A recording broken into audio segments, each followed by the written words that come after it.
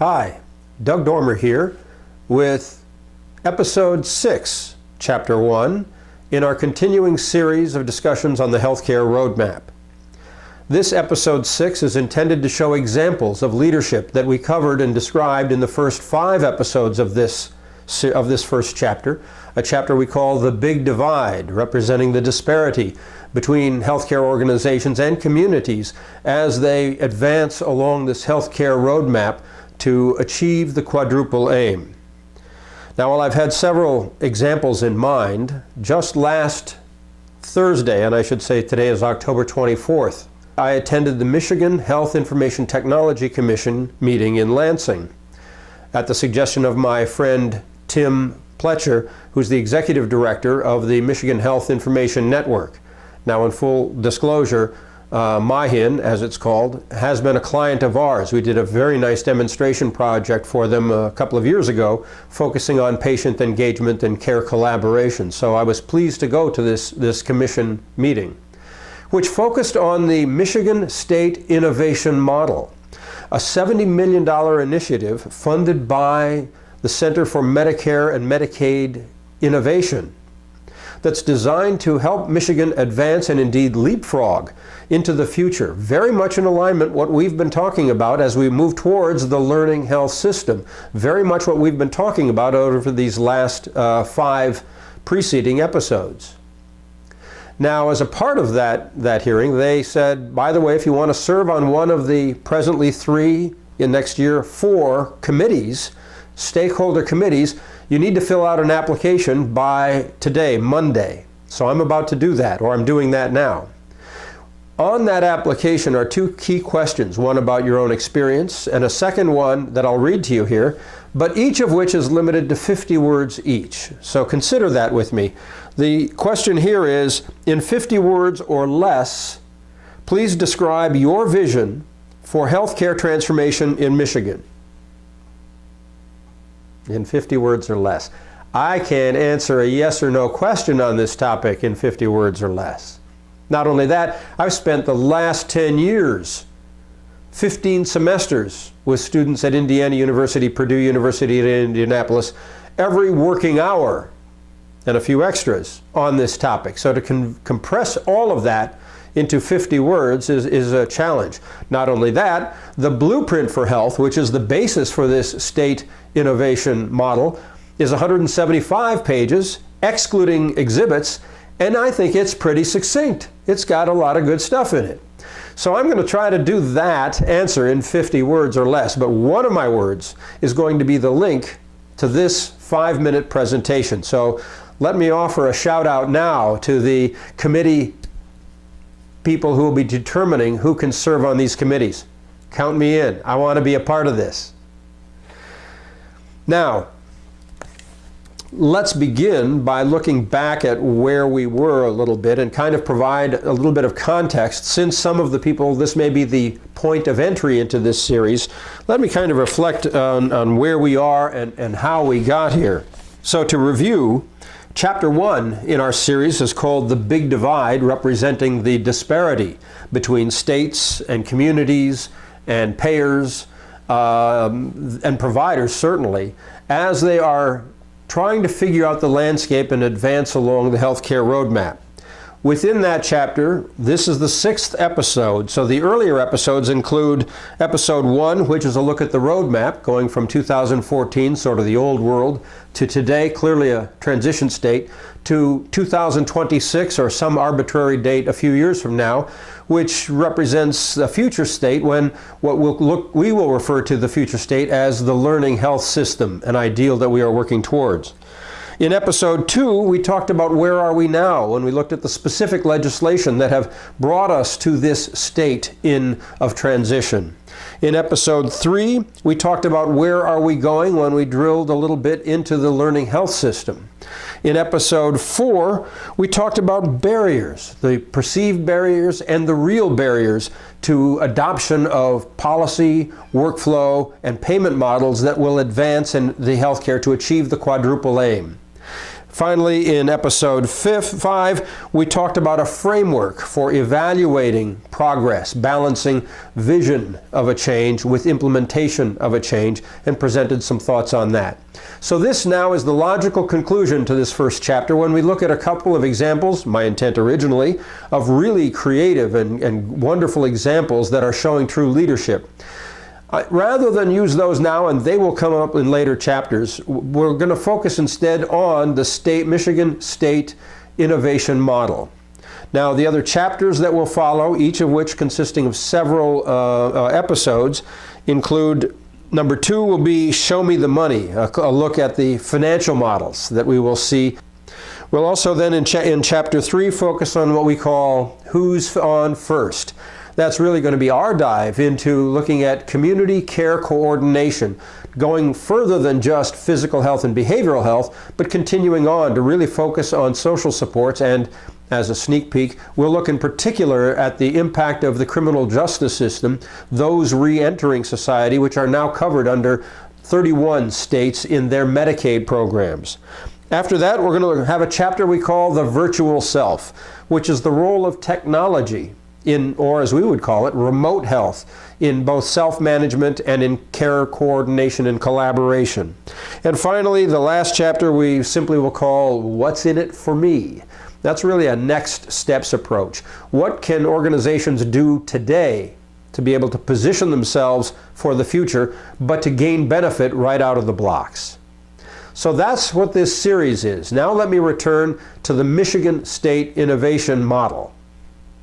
As I said, the Michigan Innovation Model Blueprint for Health comes in at 175 pages without exhibits. So it's hard to determine in 3 to 5 minutes what you can include and do justice and give value and fit it into the larger context of what we've been talking about. So let me try to just cover a few of the high points. The vision includes 3 stated objectives: better health, better care, and lower cost. Now, when you look at the detail of those, which you can see on the screen, they're very much in alignment with the quadruple aim that we've been talking about over these last several episodes. So it's wonderful to see this is simply a plan to implement and achieve the triple aim, the quadruple aim, well, the triple aim and the quadruple aim as we've been discussing it. So with those as the objectives of the Blueprint for Health, we also have 5 strategic elements that we should consider. The first is the patient-centered medical home, certainly an established term, but I think evolving and growing, to focus on the responsibility of primary care physicians to coordinate care across the continuum in a patient-centered model. We could spend all day talking about just this one element. Second, they focus on accountable systems of care, which are an extension of or a variation of an accountable care organization that go beyond an accountable care organization in exactly the ways we've been talking about, towards community care collaboration and a more rich experience across the community. That's an oversimplification, but we'll let it go for now. Third, value-based payment models, and that's the topic of our entire next chapter, so we don't need to linger on that right now.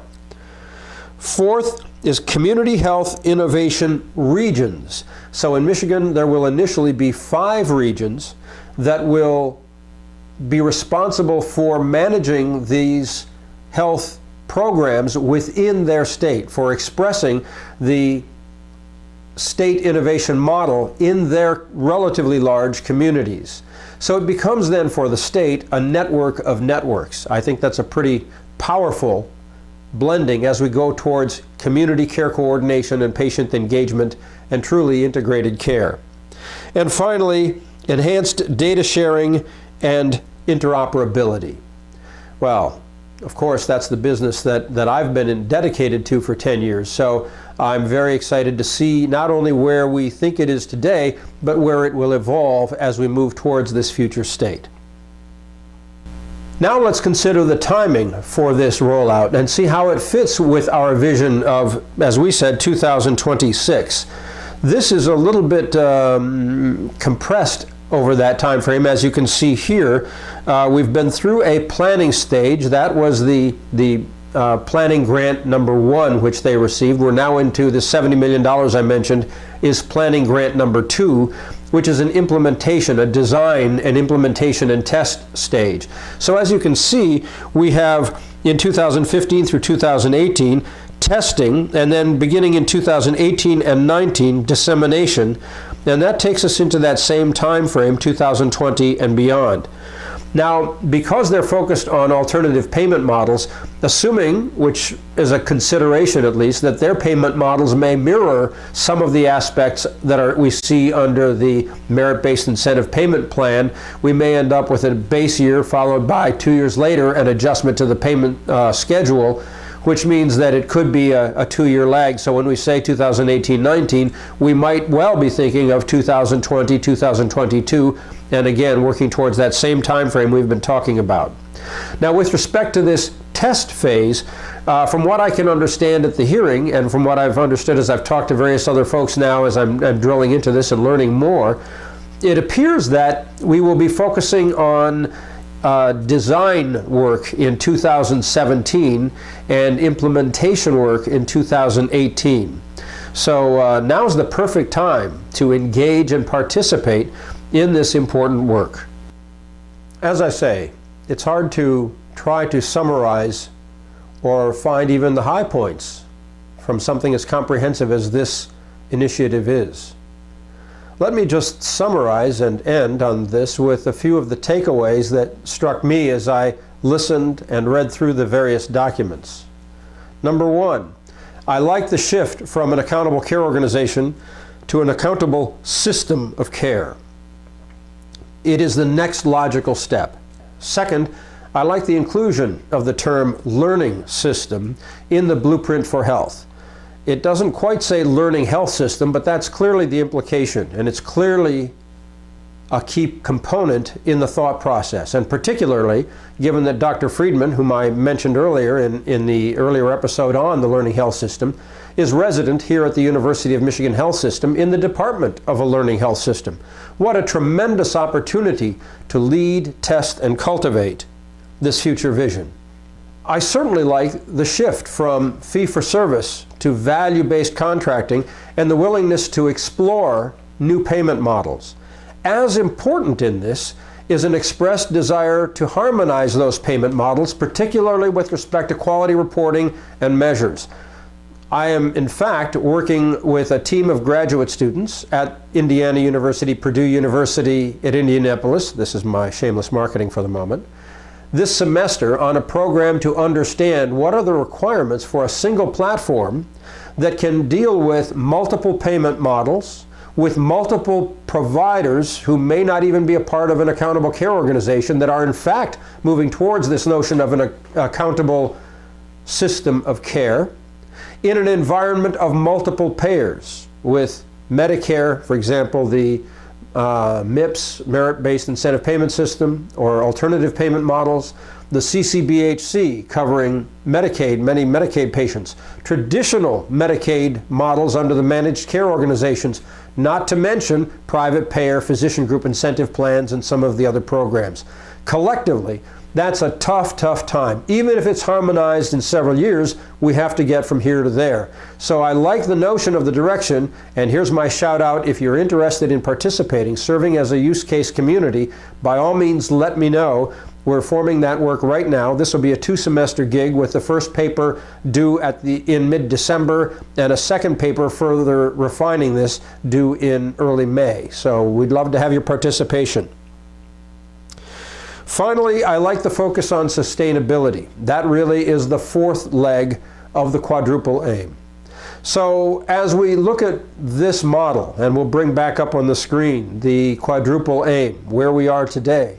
So I can only imagine how powerful this project can be to achieve the quadruple aim, as we've been discussing, to be able to improve the lives of so many individuals, both patients and clinicians, and to improve cost and the competitive position of our country to the extent that it has been hindered by costly health care. This is an opportunity to truly manage those health costs while improving outcomes. So that's it. That's the end of this presentation today, looking at one very innovative program, the Michigan State Innovation Model. Stay tuned. I'm sure I'll be sending notes and communicating on it further. And once again, to the committee selection folks, thanks for listening, and I look forward to receiving your invitation to participate and join you for the meeting in November. That's it for today. Goodbye.